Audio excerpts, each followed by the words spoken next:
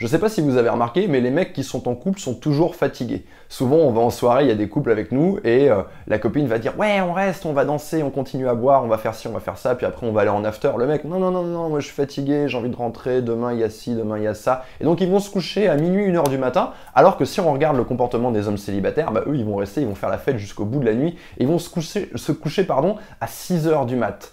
Eh bien, cette intuition-là, vous pouvez facilement vérifier qu'il y a une réalité scientifique derrière. Les hommes qui sont en relation vont voir leur niveau de testostérone baisser.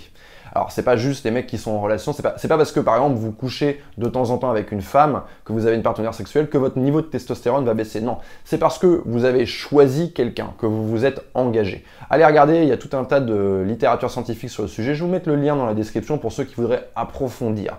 Donc, votre niveau de testostérone baisse quand vous avez choisi une partenaire. Pourquoi? Parce que vous n'avez plus besoin d'être en compétition pour rechercher d'autres partenaires. Vous avez choisi cette partenaire. Vous voyez, la testostérone, ça va servir à être en compétition. Un mec qui est dans un environnement où tout est tranquille, tout va bien, il y a des coussins partout, il y a du Netflix à gogo, il y a une paye à la fin du mois. Enfin, on est dans un environnement hyper sécurisé, on n'a pas besoin d'être en compétition. Testostérone, tandis que les mecs qui sont dans un environnement où on est un peu plus en danger, où il faut surveiller ce qui se passe devant, ce qui se passe derrière, où sa survie en dépend, où il faut se battre pour trouver une nouvelle partenaire, la testostérone, elle augmente, on en a besoin pour être en compétition. Quand on regarde les vidéos qui concernent la testostérone, le niveau de testostérone sur Internet, on trouve beaucoup de choses qui sont liées au sommeil, à la qualité du sommeil, à l'alimentation, à l'activité physique.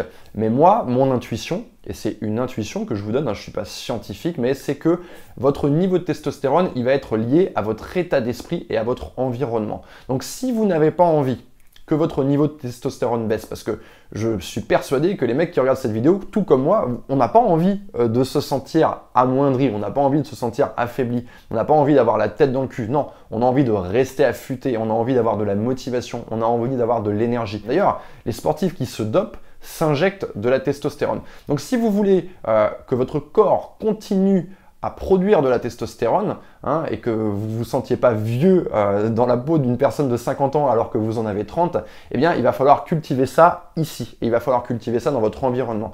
Et pour moi, un mec qui va voir son niveau de testostérone chuter, c'est le mec en fait qui abandonne toute lutte dans sa vie, qui abandonne toute prise de risque, qui ne se met plus en danger, qui n'a plus d'objectif. Et du coup, c'est problématique parce qu'il est en relation avec une femme qu'il l'a choisi parce que c'était un mec comme ça, et maintenant, ça devient un mec tout mou. Donc ça peut porter préjudice également à sa relation. Donc c'est intéressant de se poser cette question, de faire un travail là-dessus. Moi, le conseil que je vous donne, c'est ça. C'est continuez à vous challenger. Ne vous glissez pas dans un environnement où il n'y a plus du tout de challenge, où il n'y a plus du tout d'objectif, où il n'y a plus rien à faire, on regarde juste les trains passer. Essayez de continuer à cultiver l'inconfort dans votre environnement. Et moi, je pense que le meilleur endroit pour faire ça, c'est sur le lieu de travail. Parce que le lieu de travail, c'est un environnement dans lequel vous allez pouvoir vous challenger facilement. Alors qu'en fait, votre hiérarchie n'attend que ça, que vous soyez à fond, que vous ayez envie de vous donner pour votre boîte. Donc vous allez pouvoir cultiver ça. Vous allez pouvoir essayer de viser une promotion, vous allez pouvoir essayer de viser le poste de quelqu'un d'autre, essayer de changer de boîte pour gagner plus d'argent. Enfin, il y a plein de moyens en fait dans votre travail pour cultiver ça. En étant entrepreneur également, parce que du coup, on se met dans l'inconfort, on se met un peu plus en danger. Et sinon, du point de vue personnel, ce que vous devez continuer à faire, c'est vous fixer des objectifs. Pensez ces objectifs. Annoncez ces objectifs, aussi bien à vous qu'à vos amis, qu'à la personne avec qui vous êtes en couple. Dites-le, criez-le haut et fort, engagez-vous verbalement et allez vous battre pour atteindre ces objectifs. Je vais prendre un exemple qui est celui du sport, pour vraiment bien voir la différence entre le mec qui va faire et le mec qui a des objectifs. Le mec qui va faire, il se dit « Ah bah tiens, il faut faire du sport, c'est bon pour ma santé, c'est bon pour ma testostérone. » Donc, qu'est-ce qu'il va faire? Il va mettre ses baskets et il va aller courir, il va aller faire 5 km à 9-10 km/h, tranquille, il va un tout petit peu transpirer, il va rentrer, ah je suis bien, il va se servir un coca et il va regarder une série. Moi, c'est pas de ça que je parle, c'est de vraiment se fixer des objectifs, d'aller dans un club, de trouver un coach qui va vous hurler dessus, qui va faire que vous allez vous dépasser, vous allez vous transcender, vous allez trouver d'autres gens qui ont envie de s'entraîner avec vous et vous allez vous défoncer. Je veux dire, vous allez faire une séance de sport, il va y avoir de la grosse intensité et quand vous allez finir cette séance, vous allez être complètement éclaté, complètement carbonisé. C'est ça que vous devez rechercher. C'est cultiver ça, c'est cultiver dans votre environnement des situations dans lesquelles vous allez aller au-delà de vos limites. Et croyez-moi, si vous faites ça, ça va vraiment avoir un impact bénéfique sur vous et sur votre relation. Parce que vous allez rester, votre corps va sentir que vous avez toujours besoin de testostérone parce que vous êtes dans un environnement compétitif.